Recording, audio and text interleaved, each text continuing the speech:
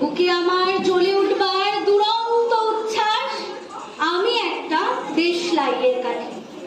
মনে আছে সেদিন হুলস্থুল বেঁধেছিল, ঘরের কোণে জ্বলে উঠেছিল আগুন। আমাকে অবজ্ঞা ভরে না নিভিয়ে ছুঁড়ে ফেলায় কত ঘরকে দিয়েছি পুড়িয়ে, কত প্রাসাদকে করেছি ধূলিসাৎ। আমি একাই ছোট্ট একটা দেশলাই কাঠি। এমনি করে বহু নগর